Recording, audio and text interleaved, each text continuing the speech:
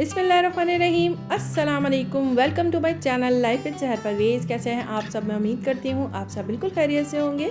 मसाले वाली कड़क चाय की रेसिपी लेकर आई हूँ, जिसको पीकर आपकी सारी थकान उतर जाएगी, आप बिल्कुल फ्रेश फील करेंगे। लेकिन उससे पहले अगर आप लोगों ने मेरे चैनल को सब्सक्राइब नहीं किया है अभी तक, तो प्लीज़ मेरे चैनल को सब्सक्राइब कर लें। तो चलिए स्टार्ट कर लेते हैं अपनी कड़क चाय की रेसिपी। वैसे तो हर घर में ही चाय बनाई जाती है, लेकिन अच्छी और ज़बरदस्त चाय बनाने के लिए कुछ टिप्स और ट्रिक्स होते हैं, उन्हें फॉलो करना ज़रूरी होता है। तो सबसे पहले यहाँ पर एक पैन ले लिया है और उसमें डाल दिया है पानी 3 कप। पानी में जब तक बॉईल आ रहा है तब तक हम मसाला रेडी कर लेते हैं। तो यहाँ पर मैंने ले लिया है 2 अदद इलायची। इलायची को हम कूट लेंगे, हल्का हल्का सा सिर्फ इसको कूटना है। इस तरह से देखें, बस कूट लिया है और इलायची को निकाल देते हैं। और अब इसमें मैं ऐड करूँगी अदरक। अदरक को इसमें डाल रही हूँ। अदरक ले रही हूँ 2 इंच का टुकड़ा। अदरक को आपको बहुत ज़्यादा नहीं कूटना है कि उसका रस निकलना शुरू हो जाए, बिल्कुल हल्का हल्का सा इसको कूटना है और फिर इस तरह से इसको निकाल कर रख लेंगे। तो देखिए पानी में बॉयल आ चुका है, अच्छी तरह से बॉयल आ जाए तो ही आपको ये मसाले ऐड करने हैं। तो इस पॉइंट में आपको सबसे पहले अदरक ऐड करनी है। अदरक ऐड करने के बाद इसको 1-2 मिनट तक पकाना है। फ्लेम हमारा हाई ही रहेगा।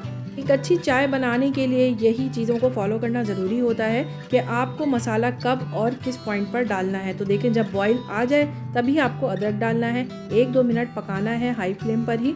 फिर उसके बाद आपने इसमें इलायची डाल दी, जो आपने कूट कर रखी थी। वो इलायची भी इसके साथ ही पकेगी। 1-2 मिनट तक इसको मज़ीद पकाएंगे। फिर उसके बाद इसमें 2 लौंग ऐड कर देंगे। 2 लौंग ऐड करने के बाद मैं इसमें ऐड कर रही हूँ सौंफ का पाउडर 1/4 टीस्पून। बहुत ज़बरदस्त इसकी खुशबू आती है, बहुत अच्छी सी चाय बनती है, आप इसको ट्राई ज़रूर कीजिएगा।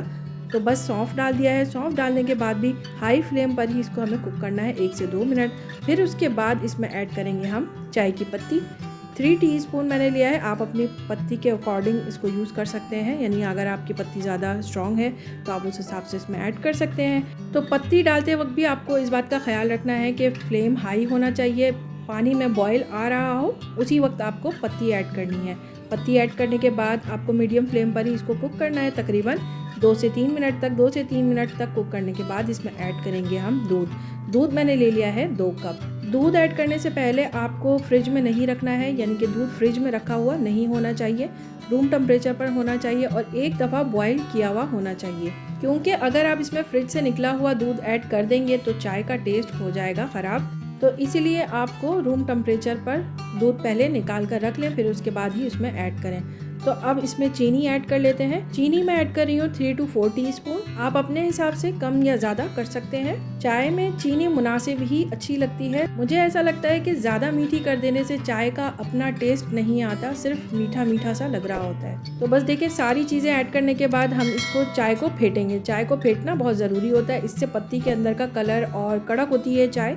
इस तरह से देखिए, मीडियम टू हाई पर रखना है आपको फ्लेम, और फिर उसके बाद सिर्फ 3 से 4 मिनट ही इसको इस तरह से चम्मच की मदद से ऊपर नीचे करना है, यानी कि फेंटना है। तो बस हमारी चाय हो जाएगी रेडी। ज़्यादा नहीं पकाना है दूध ऐड करने के बाद, लेकिन आपको चाय को फेंटना है बहुत ज़्यादा। इस तरह से देखिए, ऊपर नीचे करते रहेंगे तो देखिए चाय का कलर कितना चेंज हो गया है, कितना अच्छा सा इसका कलर आ गया है, कड़क चाय जैसा। तो बस चाय बिल्कुल रेडी हो गई है। फ्लेम मैं ऑफ कर रही हूँ और चाय को स्ट्रेनर की मदद से कप में निकाल लेती हूँ। और फिर लास्ट में आप दालचीनी का पाउडर इसके ऊपर स्प्रिंकल कर लें। अगर दालचीनी नहीं पसंद है तो फिर इलायची का पाउडर इसके ऊपर स्प्रिंकल कर लें। तो जैसे ही आप एक सिप लेंगे तो बहुत ही मज़ेदार चाय की खुशबू आएगी। तो कैसी लगी आप लोगों को मेरी आज की कड़क और मसाले वाली चाय की रेसिपी? अच्छी लगी हो तो मेरे चैनल को लाइक करें। अगर सब्सक्राइब नहीं किया तो प्लीज़ मेरे चैनल को सब्सक्राइब करें। फिर लेकर आऊँगी एक अच्छी सी रेसिपी इंशाअल्लाह। तब तक अपना और अपनी फैमिली का रखें बहुत सारा ख्याल। अस्सलाम वालेकुम।